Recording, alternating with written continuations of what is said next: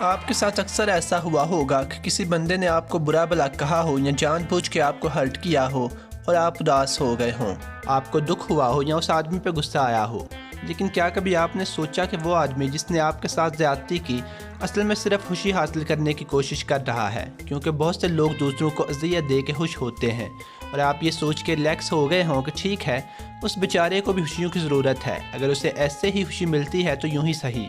اب یہاں آپ کے لیے مسئلہ اس بندے کی خوشی نہیں، آپ کے لیے مسئلہ آپ کی خوشی ہے۔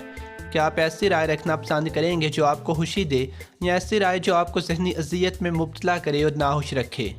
اس ویڈیو میں نے کچھ باتیں سمیٹنے کی کوشش کی ہے جو یقیناً آپ کو خوش رہنے میں بہت مدد دیں گی، اور ویڈیو کے آخر میں ایک سٹڈی کا نتیجہ بھی ہے جو انسانی رویے پہ تاریخ کی سب سے بڑی سٹڈی ہے، جو 1930 میں 724 لوگوں پہ شروع ہوئی تھی اور آج تک جاری ہے، اگرچہ اب اس سٹڈی میں شامل تھوڑے سے لوگ ہی زندہ رہ گئے ہیں۔ اور یہاں پہ آپ لوگوں سے گزارش ہے کہ اگر آپ اس چینل پر نئے ہیں تو چینل کو سبسکرائب کر لیجئے۔ اگر میں آپ سے پوچھوں کہ آپ خوشی کو کیسے ڈیفائن کریں گے تو آپ کا جواب کیا ہوگا؟ ہمارے معاشرے میں خوشی کو عموماً دنیاوی لحاظ سے ڈیفائن کیا جاتا ہے، جیسے اگر کسی کے پاس اچھی گاڑی ہے، اچھا موبائل یوز کرتا ہے، ٹپل سٹوری گھر میں رہتا ہے تو ہم کہتے ہیں کہ وہ تو بہت خوش ہے، مزے میں ہے۔ لیکن خوشی ان ساری چیزوں کا نام نہیں ہے، اصل میں خوشی ایک ذہنی کیفیت کا نام ہے۔ ضروری نہیں کہ جس بندے کے پاس اچھا مکان ہے، ڈھیر سارا روپیہ ہے، 3-4 گاڑیاں ہیں، وہ خوش بھی ہو۔ ہر بندہ اچھی زندگی گزارنا چاہتا ہے اور چاہتا ہے کہ وہ خوش رہے، لیکن ایسی خوشی جو حقیقی اور دیر پا ہو وہ ہمیں دنیاوی چیزوں سے کبھی نہیں ملتی۔ دنیاوی چیزوں سے ملنے والی خوشی بہت عارضی ہوتی ہے۔ جیسے فرض کیجئے اگر آپ کو کوئی بڑی کامیابی ملتی ہے اور اس کے نتیجے میں آپ کے پاس ڈھیر سارا روپیہ آ جاتا ہے،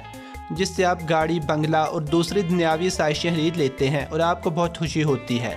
لیکن جیسے ہی تھوڑا وقت گزرتا ہے تو آپ ان ساری آسائشوں کے عادی ہو جاتے ہیں اور آپ کی خوشی کا لیول پھر اسی بیس لائن پہ آ جاتا ہے جہاں آپ کی اصل ذہنی کیفیت ہوتی ہے اور جہاں آپ کے اندر کا سکون یا بے سکونی ہوتی ہے۔ اسی طرح فرض کیجئے کہ آپ کسی المیہ کا شکار ہو جاتے ہیں، جیسے آپ کو کوئی عزیز دنیا سے رخصت ہو جاتا ہے تو آپ گہرے صدمے میں چلے جاتے ہیں۔ آپ کو لگتا ہے جیسے زندگی رک سی گئی ہے، پتہ نہیں اب ہمارے ساتھ کیا ہوگا، ہماری اگلی زندگی کیسے گزرے گی۔ لیکن جیسے جیسے وقت گزرتا ہے آپ کا صدمہ کم ہوتا جاتا ہے اور زندگی معمول پہ آنے لگتی ہے، اور ایک بار پھر آپ کی خوشی کا لیول اسی بیس لائن پہ آ جاتا ہے جہاں ہوتا ہے۔ ایک بندے کی کہانی پڑھنے کو ملی مجھے جس کی زندگی کوئی اتنی خوشگوار نہیں تھی، پھر ایک دن اسے پتہ چلا کہ اسے کینسر بھی ہو چکا ہے اور یہ کہ اس کے پاس جینے کو صرف چند مہینے رہ گئے ہیں، جس سے یہ آدمی اور بھی صدمے میں چلا گیا۔ لیکن جلد ہی اس آدمی نے اپنے اس تھوڑے سے وقت کو جو رہ گیا تھا بھرپور اور خوشگوار بنانے کا فیصلہ کیا اور باقی دن انتہائی مزے میں گزارے۔ اصل میں پتہ اس سے بھی یہی چلتا ہے کہ بندے کی اصل اور پائیدار خوشی کا دار و مدار اس کی ذہنی کیفیت پہ ہے،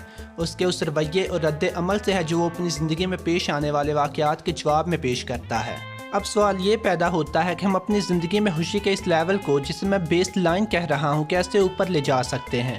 تو اس کے لیے کچھ باتیں ہیں۔ سب سے پہلی بات یہ ہے کہ ہمارا ذہن ہماری زندگی میں پیش آنے والے واقعات کو کیسے قبول کر رہا ہے۔ جیسے فرض کیجئے کوئی بندہ جو آپ کا جاننے والا ہے یا اپنے آپ کو آپ کا دوست کہتا ہے وہ آپ کی پیٹھ پیچھے آپ کی برائی کرتا ہے، تو یقیناً آپ کو جان کے دکھ ہوگا یا پھر غصہ آئے گا۔ لیکن یہاں پہ اگر آپ اس بندے کا موٹیو سمجھیں یا اس کے جو محرکات ہیں ان پہ غور کریں تو شاید آپ کو اتنا غصہ نہ آئے۔ جیسے اگر آپ یہ سمجھ لیں کہ ہر بندہ خوش رہنا چاہتا ہے اور اپنی خوشی کے لیے کئی قسم کے جتن کرتا ہے، اور یہ بندہ جو آپ کی برائی کر رہا ہے یہ بھی خوش رہنا چاہتا ہے، لیکن اس کا مسئلہ یہ ہے کہ اس بندے کو آپ کی برائی کر کے یا دوسرے لوگوں کی برائی کر کے خوشی ملتی ہے۔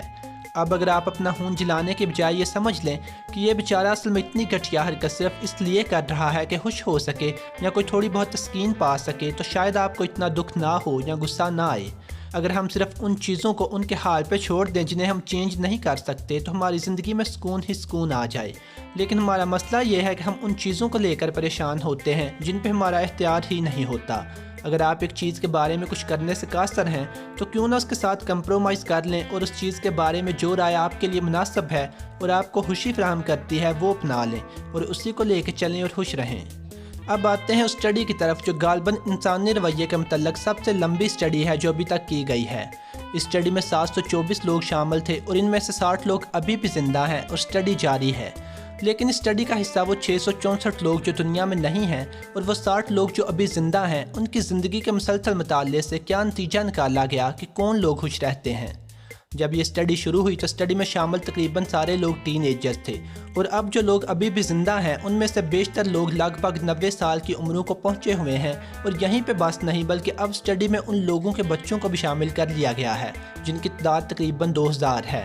اس طرح کی ریسرچز یا اسٹڈیز بہت ریئر ہوتی ہیں کیونکہ اتنی لمبی ریسرچ میں یا ریسرچرز ادھر ادھر ہو جاتے ہیں یا پھر پارٹیسپینٹس ہی تعاون کرنا چھوڑ دیتے ہیں یا پھر فنڈنگ نہ ہونے کی وجہ سے ریسرچ بکھر جاتی ہے۔ لیکن ہارورڈ یونیورسٹی کی یہ اسٹڈی آج بھی جاری ہے اور شروع سے لے کر آج تک اسٹڈی کے 4 ڈائریکٹرز بدل چکے ہیں۔ اس اسٹڈی میں لوگوں کے 2 گروپس تھے۔ ایک تو وہ لوگ تھے جو اچھے گھرانوں سے تعلق رکھتے تھے اور ان میں سے بیشتر ہارورڈ کالج کے اسٹوڈنٹس تھے، جبکہ دوسرے گروپ میں بوسٹن شہر کے غریب ترین حصوں کے لوگ شامل کیے گئے، ان علاقوں کے لوگ جہاں بنیادی سہولتیں تک ٹھیک سے میسر نہیں تھیں۔ اس گروپ میں وہ لوگ شامل تھے جن کے خاندان خوشحال نہیں تھے، جن کے والدین ایجوکیٹڈ نہیں تھے۔ جب یہ ٹین ایجرز اسٹڈی میں شامل ہوئے تو ان کے انٹرویو کیے گئے، میڈیکل ٹیسٹ بھی کرائے گئے، ان کے گھروں میں جا کے ان کے والدین کے انٹرویوز بھی کیے گئے۔ پھر یہ ٹین ایجرز بڑے ہوئے اور زندگی کے مختلف شعبوں سے منسلک ہو گئے، جن میں سے ایک خوش قسمت امریکی صدر بھی بنا۔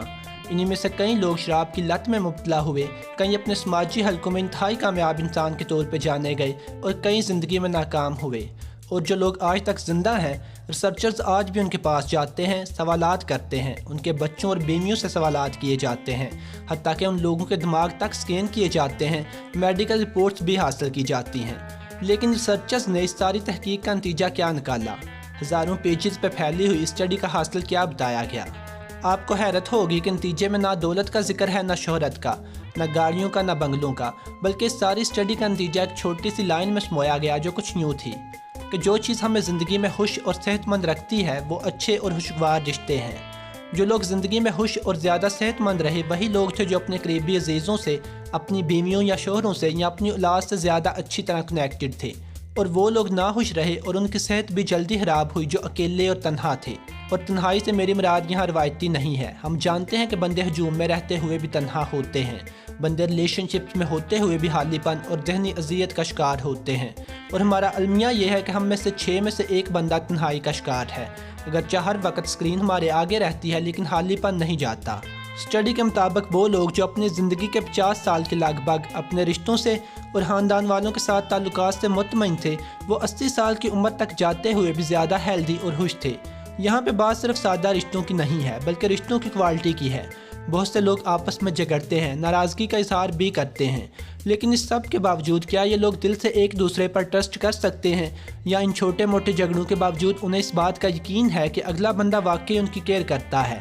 دوسری طرف برے رشتے رکھنے والے لوگ، وہ لوگ جو واقعی اپنے رشتہ داروں اور عزیزوں سے محبت نہ کر سکے یا واقعی ان کو دل سے برا سمجھتے رہے اور ایک دوسرے سے نفرت کرتے رہے، زندگی میں کبھی خوش نہ رہے، اور ان لوگوں کی صحت بھی جلدی خراب ہوئی اور مختلف بیماریوں میں ہی پھنسے رہے، کیونکہ ہماری خوشی اور صحت کا بھی آپس میں گہرا تعلق ہوتا ہے۔ وہ لوگ جو اپنے رشتوں سے مطمئن تھے، آپس میں پیار اور خلوص رکھتے تھے، جب وہ فزیکل پین میں مبتلا ہوئے تو بھی خوش رہے اور آپس کے پیار، خلوص اور مہربانی کی وجہ سے فزیکل پین کا اثر اور اذیت بھی کم محسوس کی،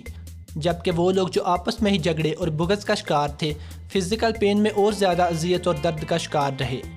امید ہے کہ ویڈیو آپ لوگوں کو پسند آئی ہوگی۔ اگر آپ اس چینل پر نئے ہیں تو چینل کو سبسکرائب کر لیجئے تاکہ آئندہ اپلوڈ ہونے والی ویڈیوز بھی دیکھ سکیں، بلکہ ہو سکے تو چینل کو ایک بار وزٹ بھی کیجئے۔ امید ہے کہ آپ لوگوں کو پسند آئے گا۔ خدا حافظ۔